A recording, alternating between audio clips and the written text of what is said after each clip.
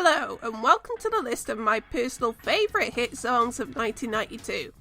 The year where the highest grossing movie was Aladdin, the highest rated TV show was Roseanne for the second consecutive year, and the biggest selling album was the Bodyguard soundtrack. Also, this was the year that my favourite footballer was born too, so the year wasn't all that bad. Plus, he's almost exactly 4 years younger than me too. Small world. Now, I kind of worry that I was a bit too whiny in my worst list for this year. I try not to be overly negative. I mean, this isn't Mr. Enter's channel after all, but sometimes the quality is just so bad that it just cannot be helped. At the end of the day, I want my videos to be fun for you guys to watch, and I do get a kick out of roasting bad songs, which is why I do worst lists in the first place. And even though I complained about this year having a drop in quality compared to what came before it, despite that, I still had plenty of songs shortlisted for my best list for this year, and the group of 10 songs I ended up picking turned out to be pretty strong despite all expectations, so I can't really complain too much. Criteria, as always, is anything that debuted in Billboard's year-end list for 1992, the European Hot 100 year-end list for 1992, and anything that cracked the top 10 anywhere in the world that didn't make either list. Now, let's get on with the list proper, shall we?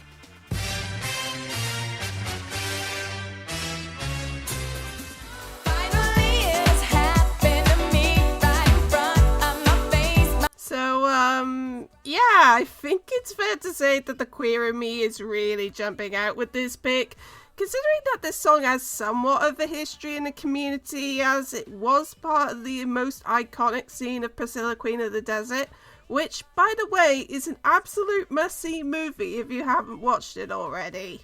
I don't really have much to say about this song other than I think it's an absolute bop and it always puts a smile on my face whenever I hear it, so yeah, I'm not exactly going to be in depth with this commentary. I mean, it's not exactly the kind of song that needs a deep analysis anyway. It's just a simple song about finding a hot guy, so yeah, I think I'm just going to keep this entry brief. Oh, and before we do finish this segment, I just want to bring up that we got a pretty iconic lip sync for your life out of this. And yes, I am a fan of Drag Race, in case you can't tell already. If this song is only number 10 on my list, then I think it demonstrates just how strong the rest of the list is gonna be.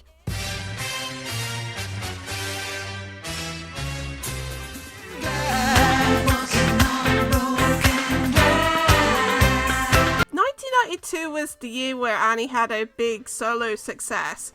I like a lot of the singles from this album, and for me the best of them all is this lovely bit of chamber pop goodness. Seriously, the string arrangements on this song are just one big fat chef's kiss right there. The song itself is describing either a nasty breakup or a relationship that's on the brink of a nasty breakup. And it really does get across the pain and anguish of that whole process in the lyrics with all the visual imagery of broken glass and cuts and storms and the like. Which is kind of dissonant with how upbeat the music is, and actually thinking about it, it kind of serves to make it more melodramatic and compelling that way, because if the music was more sad, then it would probably do the song a disservice, if anything, as it would make everything a bit too depressing, maybe? For the time, it very much stands out, as not many songs like this were really a thing in that time, so I'm really happy that this song exists.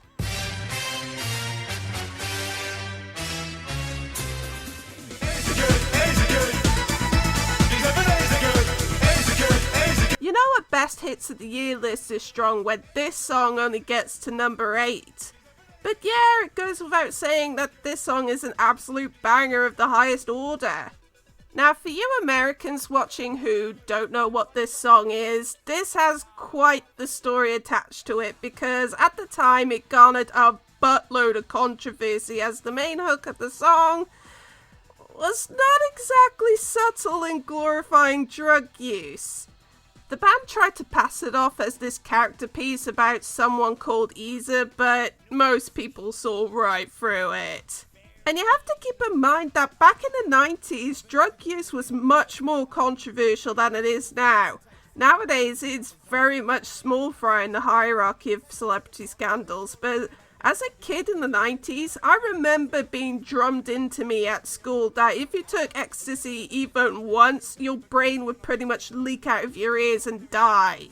In the last video, I brought up the Top of the Pop Story of 92 documentary, and the rapper in the band talked about how much of a hard time that they were getting from the BBC, and literally everything they said was assumed to be some sort of obscure drug reference by the higher-ups, which is just so ridiculous it honest to God sounds like something from the Drugs episode of Brass Eye.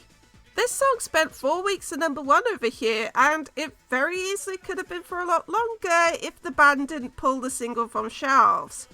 The reason why is because they were afraid of the song getting too overexposed and messing with the release schedule, and I understand that, I get that, because you really can't have too much of a good thing. If only certain acts nowadays would get the message. Cough, cough.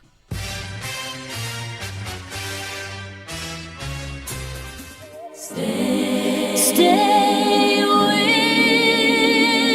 So, Sean, I have a bit of a bone to pick with you. Honestly, it's seeing things like that on other people's worst list that inspired me to do this project in the first place, as I just got tired of Gen Z shitting all over my childhood. And this song's music video was possibly the very first music video I remember watching as a kid. Yeah, I'm that old. I thought the video was absolutely fascinating, and I wanted it to be the Angel of Death so bad because I thought she was just so cool. Which in hindsight demonstrates that I always had some goth tendencies lurking inside me. The song itself was just unlike anything else out there at the time, and honestly, I don't think there's been much like it ever since. It's kind of hard to categorize it, like it's not traditional pop, like what would you call this? And that's part of the reason why I admire this song so much. It's just so different and striking to me. And while yes, I do agree that it takes a while for it to get going, but I still think the first part manages to be compelling enough to keep my interest, which serves to make the big climax even more satisfying for me. And considering that I'm on the waiting list for an ADHD diagnosis, I think that says a lot as to how good this song actually is.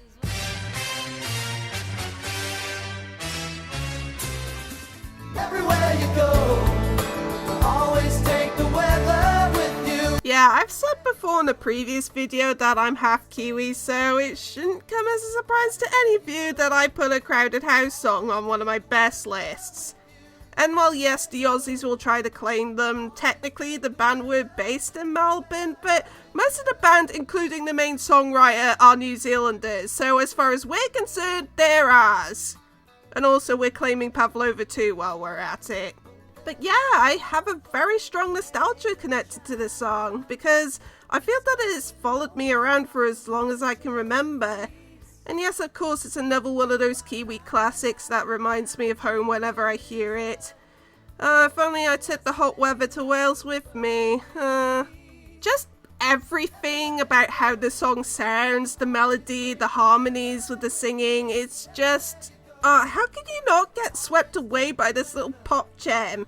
It really speaks for itself, so I'm having a really hard time articulating why I love it so much.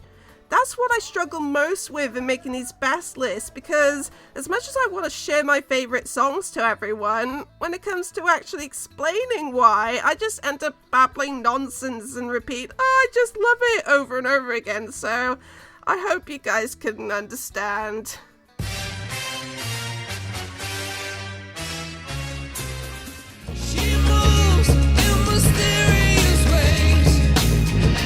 So, I've mentioned before in my Best of 1991 video that I like this era of U2, and this song for me is the best of the lot out of that album.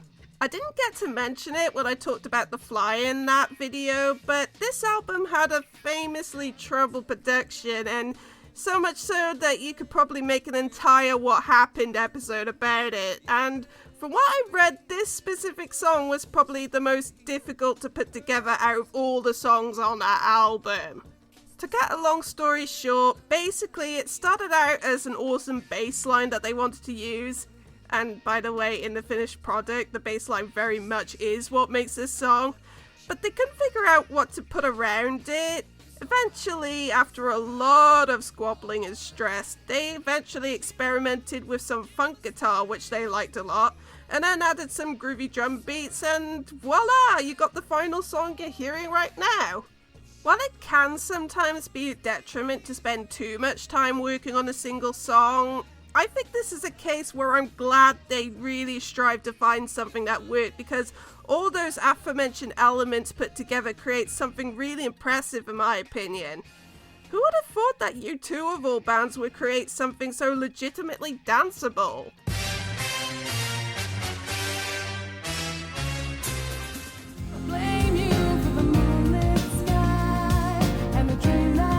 Okay, this is another one of those songs I have a hard time articulating why I like it so much, so I don't know exactly where to start.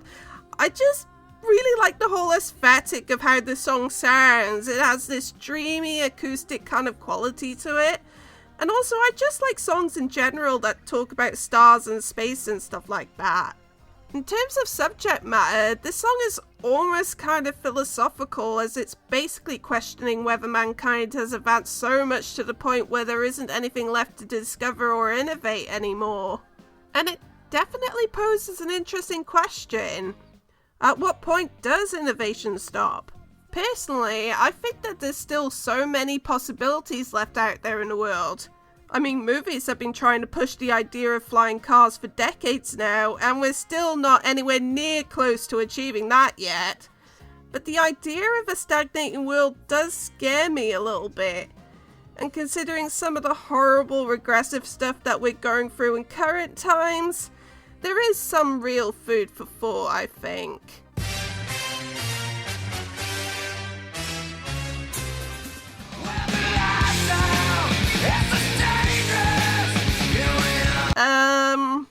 Yeah, so just like Sean did with his Best of 92 vid, I also don't have Smells Like Teen Spirit at number 1.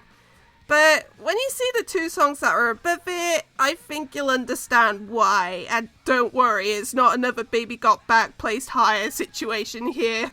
But yeah, this song is very much the most influential song of the entire 90s, as it caused such a massive sea change in the musical landscape. But I don't rank my best lists according to how influential a song is. I rank them based on how much I personally enjoy them. And the big reason why I don't have this at number 1 is because honestly, there's a few other Nirvana songs that I prefer over this, like Breed or In Bloom or About a Girl. But that's not to say that this isn't a totally kick-ass song that deserves its place in music history. Even though Kurt Cobain bemoaned the fact that this became their signature song, it really does stir up that raw, visceral excitement. I've heard people say that grunge was to American music what punk was to British music, in that it completely drop-kicked rock music out of complacency and brought it back down to earth. And as sacrilegious as that sounds, I actually agree with that sentiment. And I say this as someone who likes 70s punk. And Kurt did consider himself as somewhat of a punk, so it does make total sense to me. So yeah, I hope you guys can forgive me for not putting this at number 1.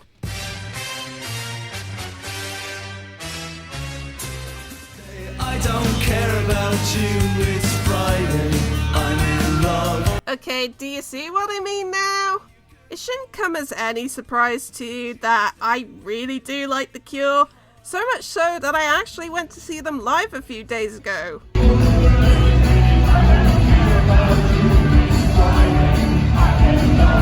And before anyone asks, yes, the gig was indeed absolutely awesome. Honestly, it's one of the best gigs I have ever been to. But anyway, The Cure do kind of have a reputation of being chronically melancholic and depressing, which I really don't think is fair at all. They do have their fair share of whimsical upbeat pop songs, and this song very much falls under that category. I just can't help but feel a smile grow on my face and my heart grow 3 sizes whenever I hear this. The origin story of this song is also kind of funny, as Robert Smith came up with the chord progression and then randomly went into a fit of paranoia that he inadvertently stole it from somewhere else, before getting reassured by everyone that yes, he indeed came up with it himself.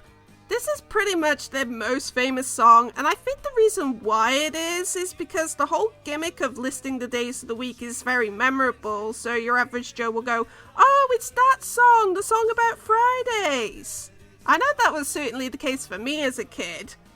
Well, that was before I started deep diving into the rest of the band's songs as a teenager. Oh, and by the way, I really recommend the Parent album, because it is really good in my opinion. So this is the part of the video where I have to do my cop-out credit scroll of all the honourable mentions for this list. I have to say that even for 1992, I struggled to get the list down to less than 10, which is right about the number I think it's okay to do individual honourable mentions. So, yeah, just going to pad out 30 seconds of time for this to finish. So,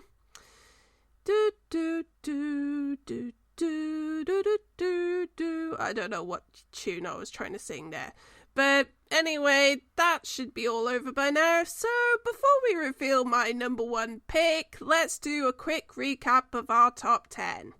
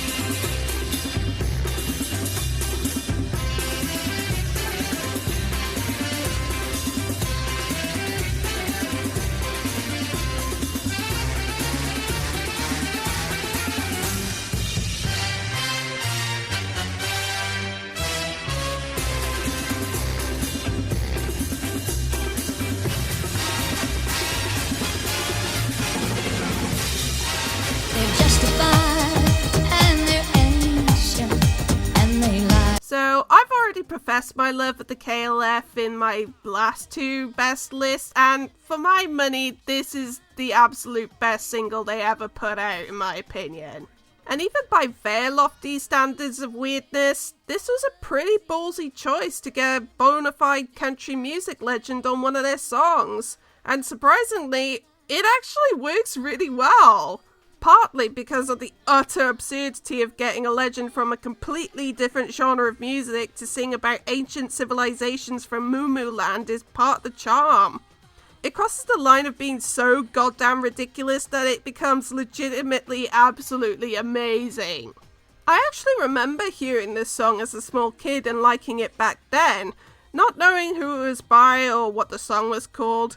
And then I rediscovered it as a teenager, and it was like a huge nostalgia bomb had been dropped on me as I realised, wait a minute, I know this song! I really like this song! Now, for those of you eagerly awaiting me to finish the story that I was leading into in my last best list, well, here it is now, because after this song and a couple more singles under varying monikers, the band sadly wouldn't last much longer, as they did an infamous heavy metal version of 3am Eternal at the Brit Awards in 1992, and then proceeded to dump a dead sheep outside the after-party venue. No, really. Before immediately quitting the music industry and deleting the entire discography. It wasn't until last year that they made all their singles available on Spotify, and in a way befitting of such a weird band like this, it was appropriate that they went out on such a big high for me. In a year where pop music felt very much deflated, this song is pretty much the complete opposite of that, so it makes sense for me to have it as my favourite hit song of 1992. And so with that, 1992 is finally over and done with. I'm actually quite proud of myself that I managed to crank both these videos out in just a couple of weeks, which, considering this is me, that's pretty impressive, if I may say so myself. But anyway, coming up next, we're going to take a short break from this kind of look into the past chronological order kind of project I'm doing in order to finally do the worst of 2022 video. I'm hoping to get that out in the first week of January, but considering this is me, I can't really promise you anything, but I will try my best to get it on time this time around. But anyway, until then, I'll see you around.